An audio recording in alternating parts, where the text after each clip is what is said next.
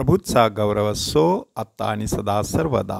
आत्ता आणि सदा सर्वदा प्रभूचा गौरव असो. येशू लीना निमिष्किन काळजाच्या, कर माझे काळीज तुझे काळजासारखे.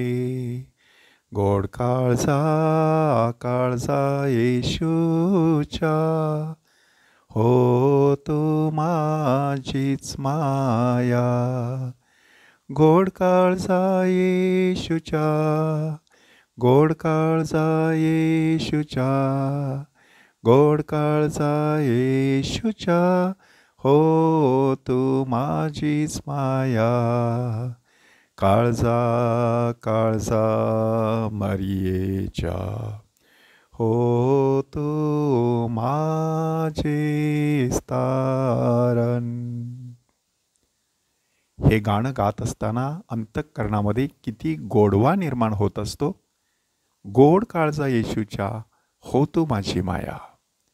गोड काळजा मरियेच्या, हो तू माझे तारण.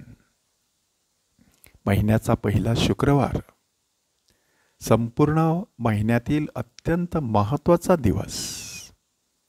आणि हा दिवस जसा उगवतो तसं माझ्या डोळ्यांसमोर 4 गोष्टींचं चिंतन येतं. त्यातील पहिली गोष्ट आहे उपवास. काही लोक ह्या दिवसात संपूर्ण 12 तास उपवास करत असतात. म्हणजे सकाळी 6 वाजता एखादा कप चहा घेतलेला आहे, थेट संध्याकाळी 6 वाजता ते एखादा कप चहा घेतात. काही जण 9 तास उपवास करतात. म्हणजे सकाळी 6 वाजता त्यांनी थोडासा नाश्ता केलेला आहे, थेट दुपारी 3 वाजता थोडासा एखादा कप चहा घेत असतात. काही लोक 6 तासाचा उपवास करत असतात. म्हणजे सकाळी 6 वाजता 1 कप चहा घेतलेला आहे, 12पर्यंत मध्ये काहीच खात पीत नाहीत. तर काही लोक 3 तासांचा उपवास करत असतात, की दुपारी 12:30 वाजता समजा त्यांचं जेवण झालेलं असेल, तर 3:30 आणि त्याच्याही पलीकडेपर्यंत काहीच खात नाहीत. कधीकधी हा उपवास आपोआप घडतो असं आपल्याला वाटतं. परंतु जाणून बुजून हा उपवास करायचा म्हणजे नक्की काय करायचं?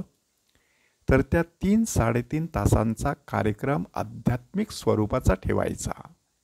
म्हणजे त्या काळामध्ये थोडा वेळ प्रार्थनेला, थोडा वेळ बायबल वाचनाला, थोडा वेळ येशू हृदयाच्या भक्तीला, त्या कदाचित एखादा तास अतिपवित्र साक्रामेंताच्या भक्तीला, अशा प्रकारे 3 तासाहून अधिक वेळ परमेश्वराच्या सहवासात घालायचा. आणि त्या वेळेला साधं पाणीसुद्धा प्यायचं नाही.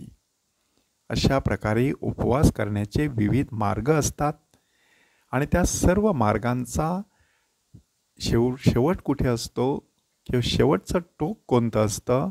साक्षात परमेश्वराशी एकरूप होणं.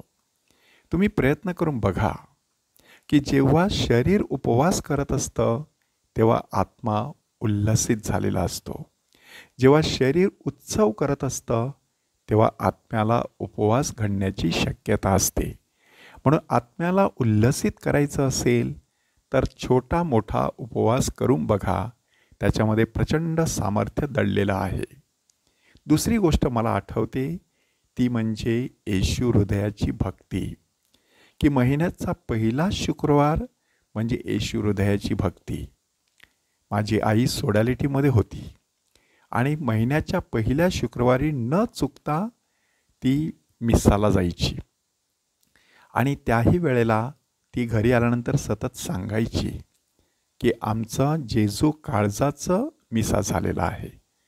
म्हणजे प्रभू येशू ख्रिस्ताच्या हृदयाची भक्ती करण्यासाठी सोडॅलिटींच्या कितीतरी स्त्रिया ह्यांनी स्वतःला वाहून घेतलेलं आहे. आणि येशू हृदयाची भक्ती ते इमाने इतबारे करत आहेत.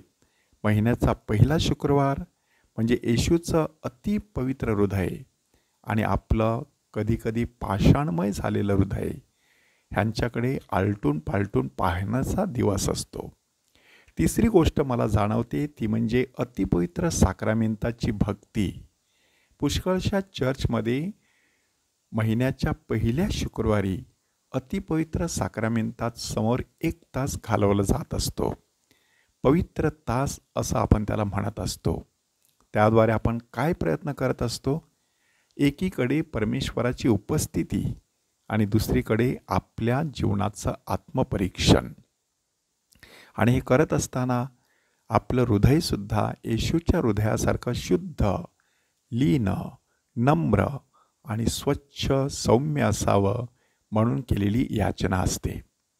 चौथी गोष्ट मला जाणवते ती म्हणजे आजारी आणि वृद्ध ह्यांना दिलं जाणारं कम्युनियन, की ज्याप्रमाणे ते प्रभू येशू ख्रिस्ताच्या दुःख सहनात सहभागी झालेले आहेत, त्याप्रमाणे त्यांना प्रभू येशू ख्रिस्ताचा दिव्य सहवास आणि स्पर्श लाभावा म्हणून ह्या दिवशी धर्मगुरू, सिस्टर्स आणि प्रसेवक कम्युनियन घेऊन जात असतात, त्यांच्यासाठी प्रार्थना करत असतात.